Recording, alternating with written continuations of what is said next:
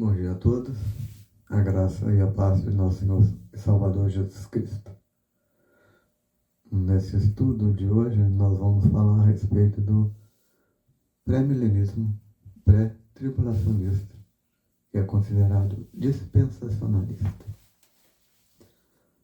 O pré-milenismo, nós já sabemos, é a corrente doutrinária que ensina que Satanás será preso na segunda vinda e Jesus Cristo vem e estabelece seu reino na face da terra.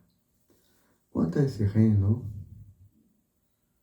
é necessário desfazer, vamos dizer assim, o entendimento equivocado que existe, pelo menos em parte, da comunidade cristã.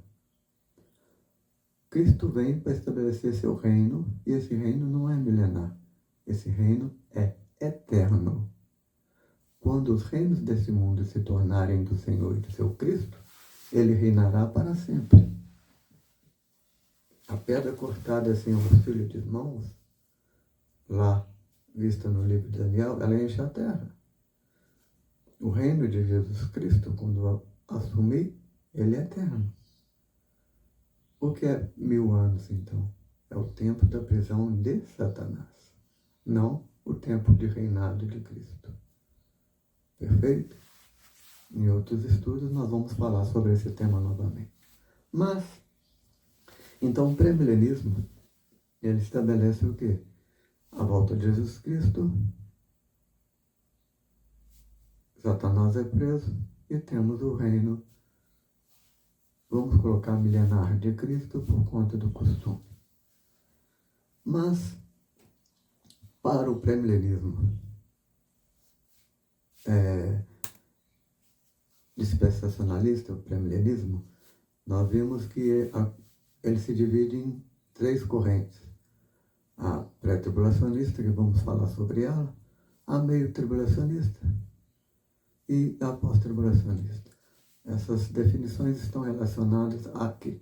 Ora, para os dispensacionalistas, nós estamos na dispensação da graça. Por essa razão, a última semana da profecia das 70 semanas de Daniel, Daniel capítulo 9, versículo 20 ao versículo 27, aquela semana referida ali no versículo 27, ele fará firme alianças com muito por uma semana, na metade da semana fará cessar os sacrifícios e a oferta de manjares, e sobre as asas da abominação virá o assolador. Essa última semana ficou para ser cumprida no futuro. Então nós estaríamos hoje no que chamaria de dispensação da graça. Eu não sou dispensacionalista, mas, no entanto, entendo que a última semana também ficou para ser cumprida no futuro, mas por um motivo totalmente diferente e bíblico. Basta você ler nesse blog o estudo As Duas Noivas do Cordeiro. No meu entendimento, no nosso entendimento, melhor dizendo, nós estamos no que podemos denominar de Semana de Lia. Lembram que Jacó trabalhou por Raquel, recebeu Lia. Decorrida a semana de Lia, ele recebe Raquel por mais 7 anos. É o mesmo caso que ocorreu com Jesus Cristo. Ele veio para o que era seus, os seus não receberam, e Deus entregou então o quê? A igreja. Paulo, inclusive, fala sobre isso. Pois bem, o assunto aqui é o pré-milenismo pré-tribulacionista.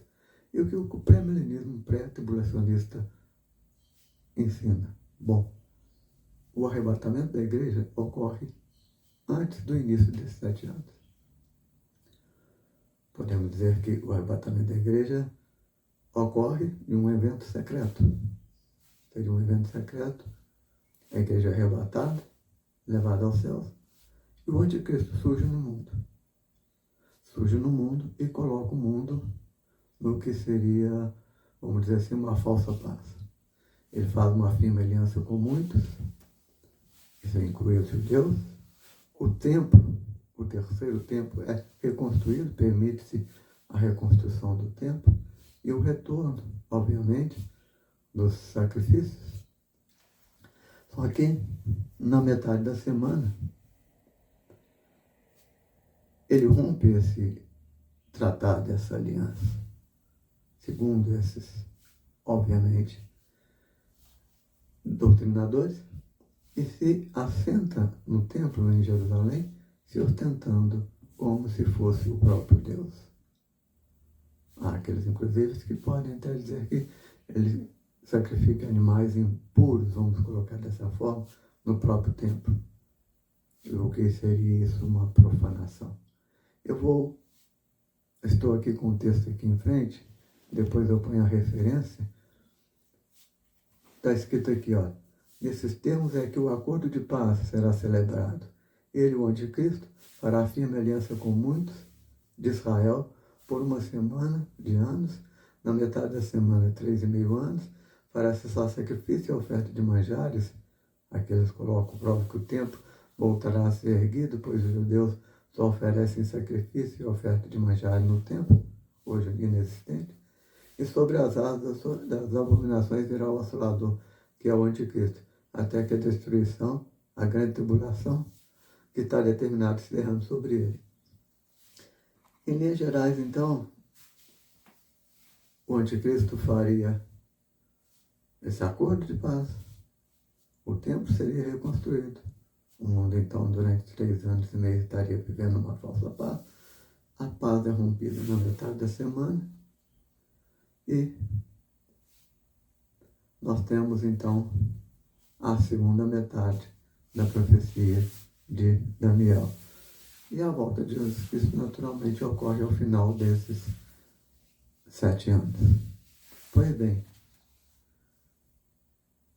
a doutrina pré-milenista, pré-tribulacionista, ela está totalmente equivocada. Não tem sustentação bíblica. E aqui eu vou mostrar para os irmãos o motivo. O primeiro deles é estar fazendo referência à última semana da profecia das 70 semanas, que é a 70ª, como sendo um período de tribulação. E a Bíblia não faz menção a isso. Pelo contrário. Nós vimos num estudo que já está no blog, a respeito de Miguel se levantará, é o título do estudo, que a Bíblia faz menção em Daniel, capítulo 12, verso 1, um tempo de angústia qual nunca houve, do qual seria salvo o teu povo, que é o povo de Daniel, e que hoje nós entendemos ser, obviamente, aqueles que compõem o Israel, que eu chamo de derradeiro, que é aquele Israel através do último Adão, que é Cristo. Naquele comparativo entre as histórias de Jacó e Jesus Cristo, que são idênticas. Pois bem, esse tempo de angústia, qual nunca houve referido em Daniel 12:1, ele é o mesmo tempo referido por Jesus Cristo em Mateus 24, 15 a 21, quando ele fala que haveria uma grande tribulação igual nunca houve. Mas essa grande tribulação e esse tempo de angústia, em todos os dois textos, eles vão mostrar para você que ele é justamente na metade da semana. É quando é posta a abominação desoladora. Na metade da semana é que, obviamente, ocorre a grande tribulação. A grande tribulação, então, é o quê? Ou o tempo de angústia.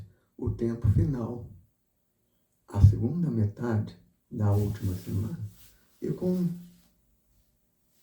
um detalhe interessante, a segunda metade, ela tem 1.335 dias.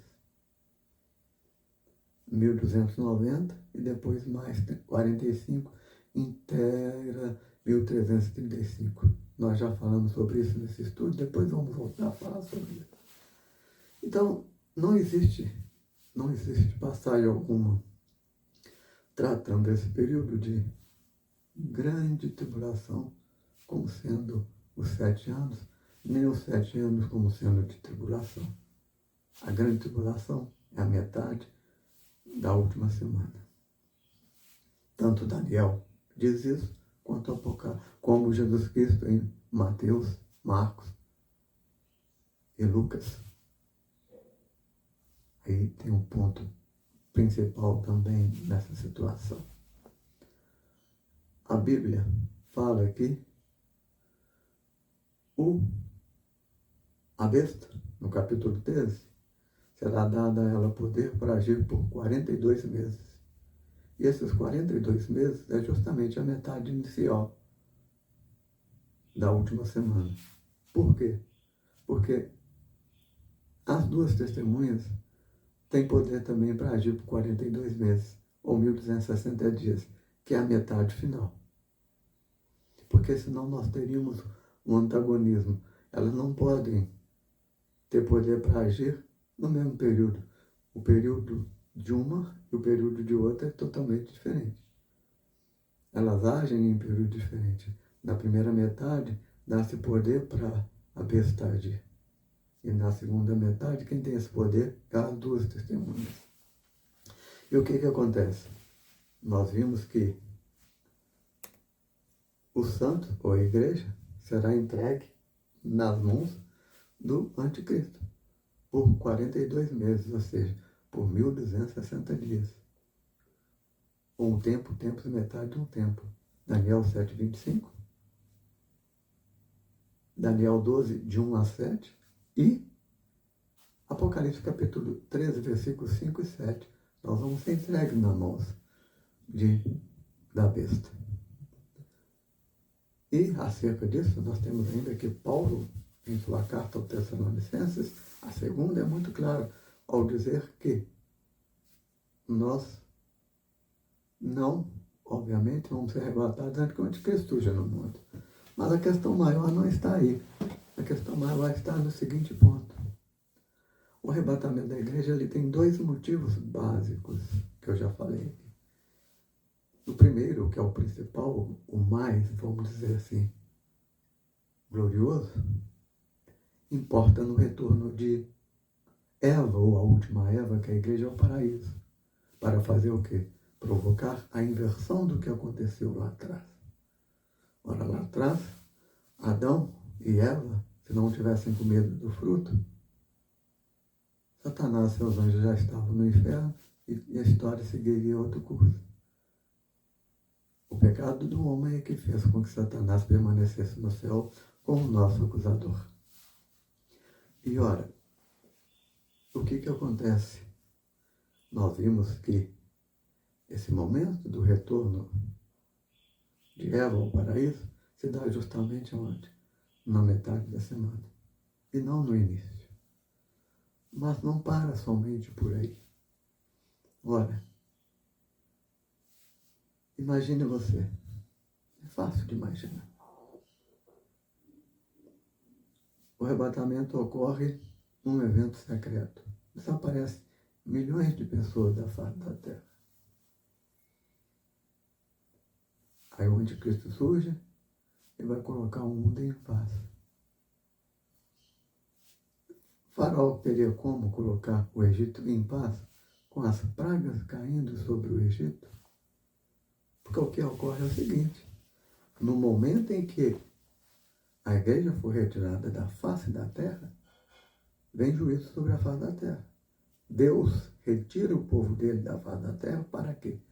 Para execução dos seus juízos. E a partir do momento que a igreja for retirada, vem juízo. Então, como o mundo pode ser colocado numa falsa paz? Lembra Noé? Noé entrou na arca, o que veio? Dilúvio consumiu a todos. Lembra o que aconteceu em Sodoma e Gomorra?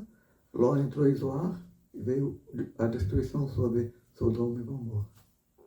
A igreja é retirada da face da terra, vem a execução do juízo sobre o mundo.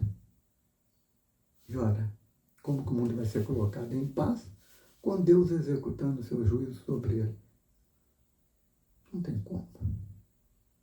Sem a menor possibilidade. E segundo, se foi dada autoridade à besta para agir por 42 meses, Deus não vai executar juízo.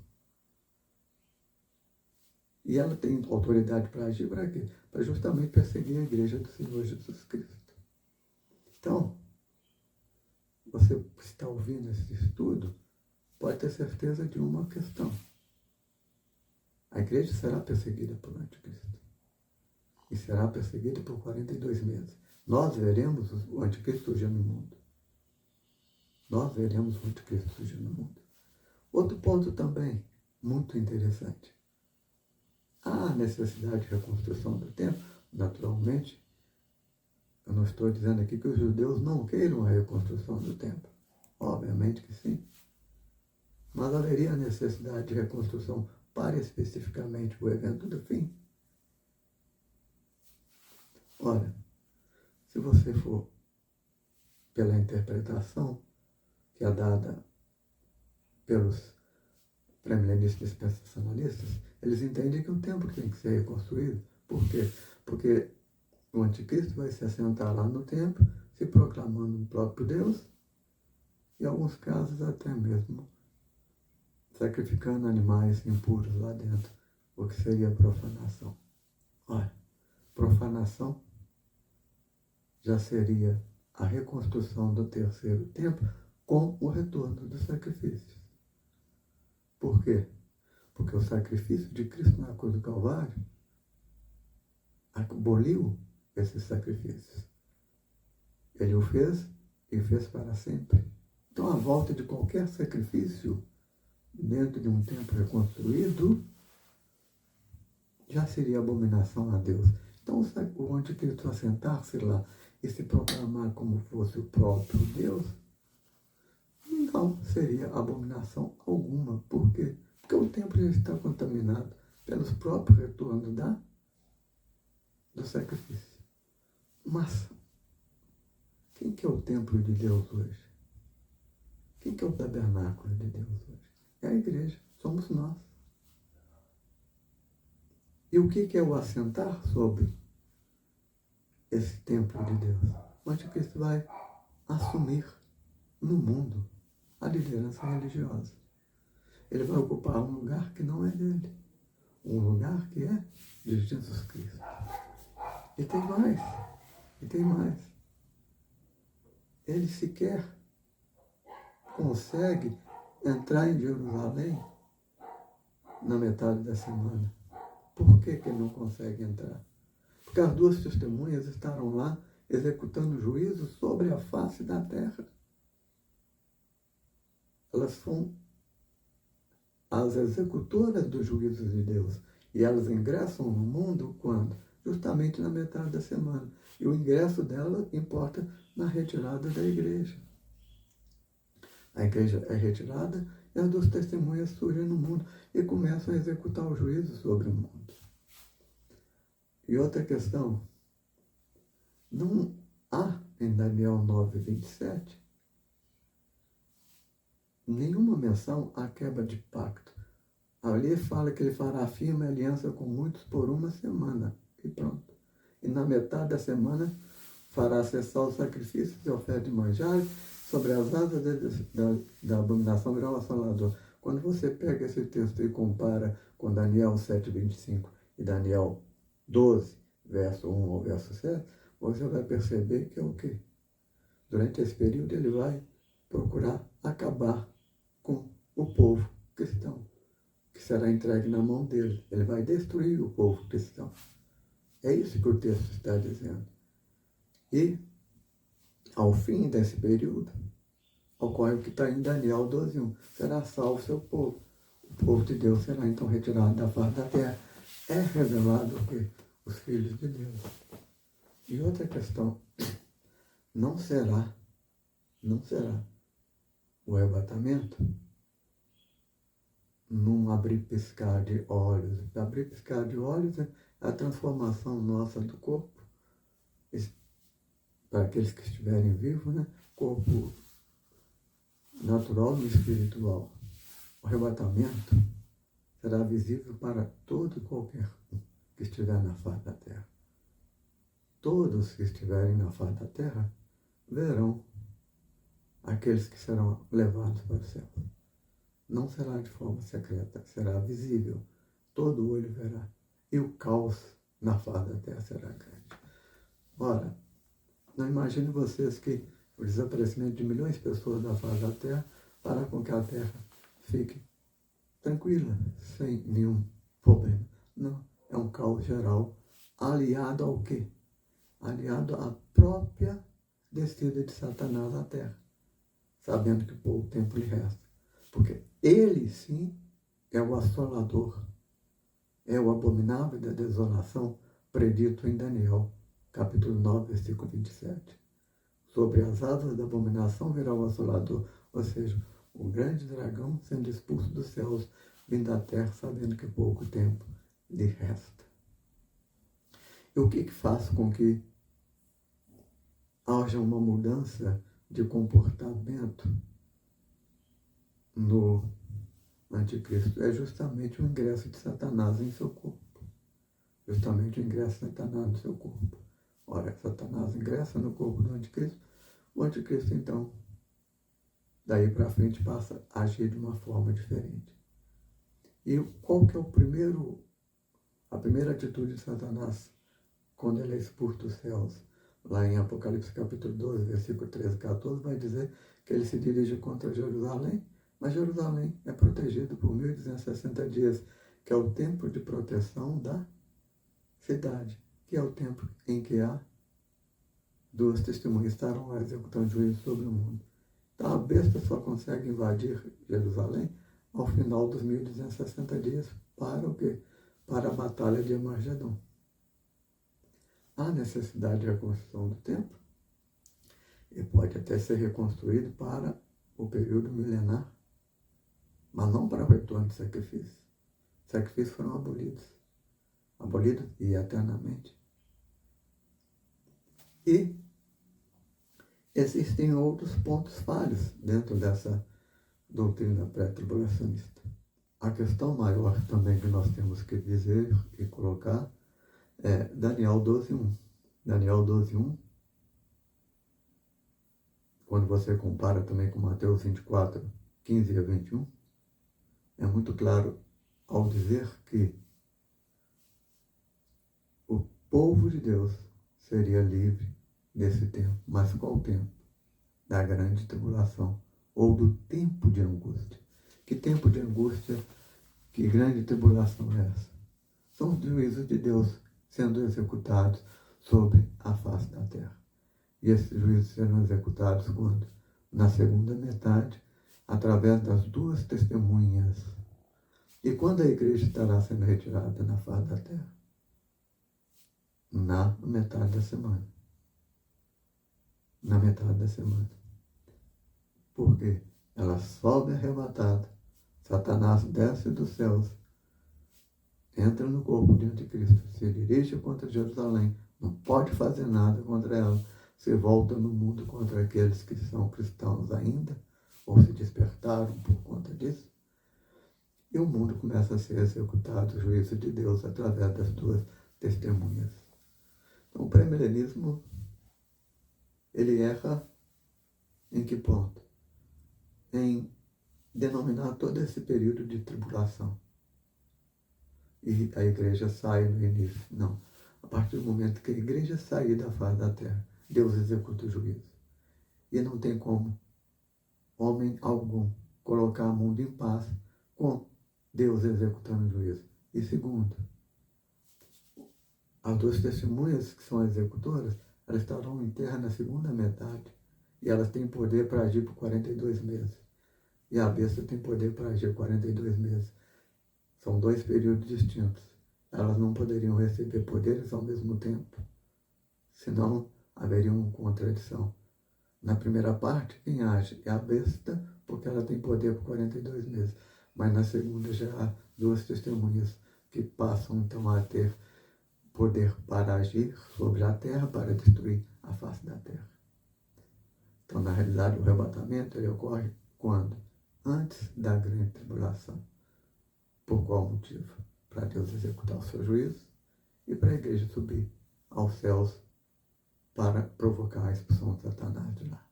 Então, pré-milenismo pré-tribulacionista, se você é pré-milenista, pré-tribulacionista, pode ter certeza de uma coisa: você vai ser perseguido pelo anticristo. Não será arrebatado antes do início dos 7 anos. Você verá o anticristo surgir no mundo. e que Deus abençoe.